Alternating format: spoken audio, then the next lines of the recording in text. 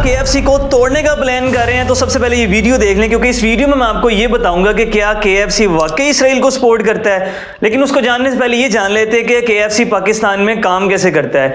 अगर KFC की कोई फ्रेंचाइज आपने पाकिस्तान में खोलनी है तो उसके लिए आपको चाहिए 30 से 40 करोड़, उसमें से 20 से 25 करोड़ तो ले लेगा KFC अपना नाम आपको देने का। फ्रेंचाइज ओपन होने के बाद अगर आप वेटर रखेंगे तो उसकी सैलरी होगी 55,000। अगर आप सेल्स मैनेजर रखेंगे तो उसकी सैलरी होगी 59,000। अगर आप रेस्टोरेंट मैनेजर रखेंगे तो उसको आपको सैलरी देना पड़ेगी 75,000। और अगर आप शिफ्ट मैनेजर रखते हैं तो उसको आपको सैलरी देना होगी 1,30,000 रुपये से ज़्यादा। KFC ने पाकिस्तान में एक साल में रेवेन्यू किया है 411 मिलियन डॉलर्स, और इसमें से जो KFC का प्रॉफिट है वो है 20%, यानी तकरीबन 80 मिलियन डॉलर। अब पाकिस्तान में KFC के तकरीबन 128 फ्रेंचाइज हैं जो कि पाकिस्तान के 37 शहरों में काम कर रही हैं, और 10,000 से ज़्यादा पाकिस्तानी इस फ्रेंचाइज के अंदर काम करते हैं। अगर KFC का मार्जिन 20% है अकॉर्डिंग टू KFC, तो इस हिसाब से इनका टोटल प्रॉफिट बनता है पाकिस्तान से 80 मिलियन डॉलर। लेकिन जो प्रॉफिट है 80 मिलियन डॉलर वो सारा का सारा इनका नहीं है, इसमें से 25% शेयर लेता है KFC अमेरिका, क्योंकि ये अमेरिका की कंपनी है। अमेरिका में जो KFC का हेडक्वार्टर है अमेरिकी रियासत टेक्सास के अंदर, वो इनसे लेता है 25% प्रॉफिट, इनको अपनी सीक्रेट रेसिपी देने का, अपना नाम देने का। लेकिन KFC पाकिस्तान का टेक्सास में जो हेडक्वार्टर है KFC का, उसके साथ कोई लिंक नहीं है।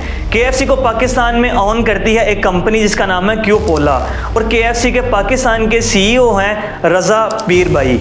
सबसे पहले होता यह है कि KFC का जो टोटल रेवेन्यू है वो जाता है क्यूपोला कंपनी के पास। उस क्यूपोला कंपनी से जाता है टेक्सास के अंदर जो इनका हेडक्वार्टर है 25% वहाँ पे चला जाता है। इसी तरह पूरी दुनिया से जितने भी KFC हैं उन सब का प्रॉफिट जाता है अमेरिकी रियासत टेक्सास के अंदर जो इनका हेडक्वार्टर है। लेकिन हैरानगी की बात यह है कि KFC को भी कोई कंपनी ऑन करती है। इसकी पेरेंट कंपनी है यम्स, यानी KFC यम्स कंपनी का एक बच्चा है। जिस तरह KFC यम्स कंपनी का एक बच्चा है, इसी तरह इनका एक बच्चा है पिज़्ज़ा हट, बर्गर किंग भी इनका एक बच्चा है। इसके साथ साथ कोका कोला और पेप्सी और विक्स ब्रांड, ये सब यम्स कंपनी के अंदर आते हैं, और यम्स कंपनी इनकी पेरेंट कंपनी है, यानी ये यम्स कंपनी के बच्चे हैं। अब यम्स कंपनी है इन्वेस्टर्स की, बहुत सारे इन्वेस्टर्स हैं अमेरिका में जिन्होंने मिलकर बनाई हुई है यम्स कंपनी।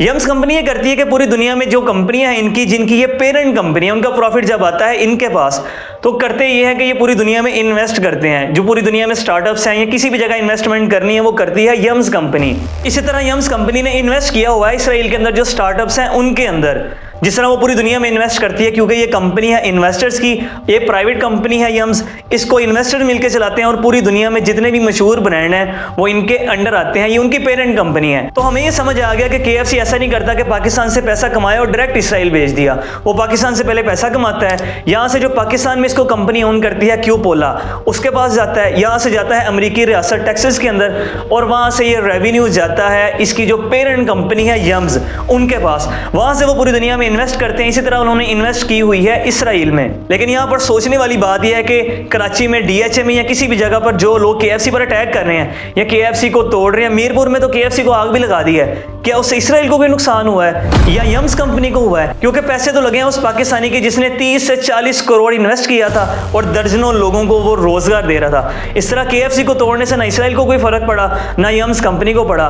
नुकसान तो उसका हुआ जिसने पाकिस्तान में 30 से 40 करोड़ इन्वेस्ट किया हुआ था। लेकिन मुझे ये बात समझ नहीं आ रही कि जितने भी लोग खुद को आशिकाने रसूल कहते हैं और कहते हैं गुलामी रसूल में मौत भी कबूल है, वो गुलामी रसूल में ना दाढ़ी रखते हैं, ना नमाज पढ़ते हैं, ना सुन्नतों पर अमल करते हैं। और जितने भी लोग इसराइल से नफरत करते हैं, अपने वतन से मोहब्बत करते हैं, वो इसराइल की नफरत में अपनी चीज़ें क्यों नहीं तोड़ते? कभी किसी ने इसराइल की नफरत में अपनी बाइक नहीं तोड़ी, अपना घर नहीं चलाया, अपना रेस्टोरेंट नहीं तोड़ा।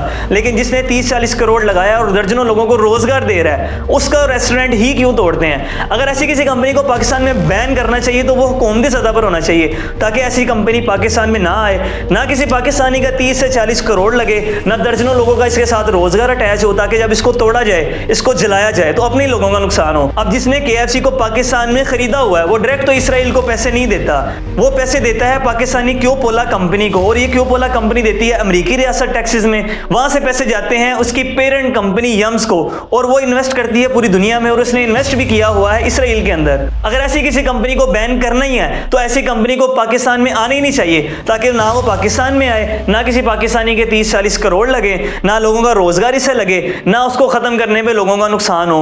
हुकूमती सतह पर ये स्टेप्स करने चाहिए। इसराइल की नफरत में अपने पाकिस्तानी भाइयों का नुकसान कर देना क्या ठीक बात है? उन बेचारे राइडर्स का क्या कसूर था जिनकी बाइक्स लोगों ने जला दी या तोड़ दी? वो बेचारे तो घर से रोजगार कमाने के लिए निकले थे और वो अटैच थे उस फूड चेन के साथ। उन बेचारों को तो इसराइल के साथ कोई लिंक भी नहीं था। और ये जो तोड़ फोड़ हुई है, जो बिल्डिंग्स जलाई गई हैं, इसमें मुझे आपने कमेंट सेक्शन में बताना है कि इसराइल का कितना नुकसान हुआ है।